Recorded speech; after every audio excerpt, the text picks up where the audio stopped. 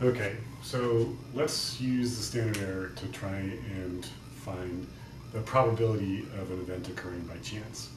The rule is, if you know the population standard deviation, whoops, mistake here. Okay. If you know the population standard deviation, then you use it, and you can assume you've got a normal distribution, and you can use Appendix A to find probabilities. In this case, we know the population standard deviation, so we're going to use it. And the question is, in the population, say we know that people eat pizza 50 times a year, on average, and the standard deviation is 10. We have a random sample of 25 people who eat pizza on average 52 times a year, and the question is, what's the probability of getting a random sample of 25 people that eat pizza at least 52 times a year, if the population mean is 50? So, to figure out this problem, the first thing that we have to do is calculate the standard error using this formula.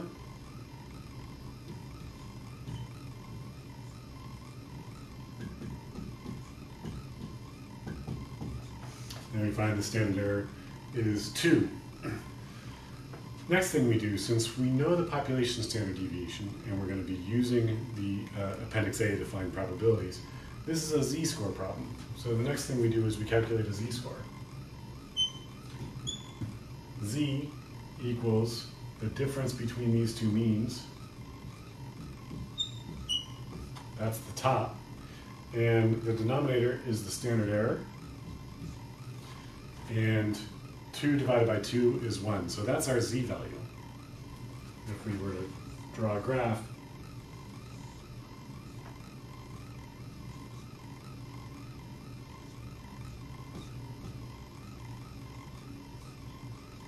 we're looking for this area right here. Here's the population mean, here's the sample mean.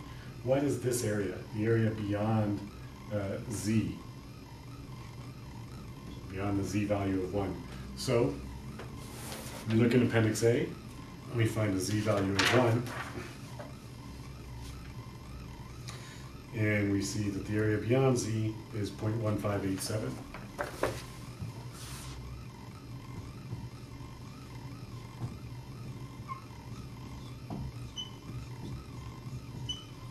And then we wrap words around our result.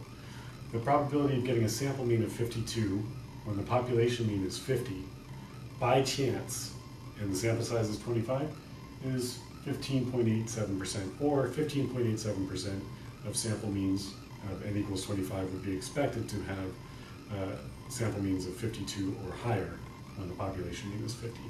That's how we use Appendix A to calculate a probability.